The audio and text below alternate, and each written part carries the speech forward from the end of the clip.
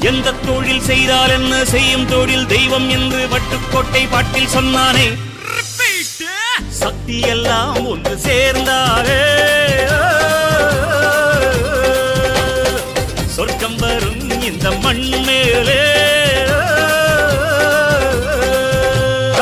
దేవుడా దేవుడా ఏడుమలే దేవుడా చూడుడా చూడుడా ఎంగ పక్కం చూడుడా.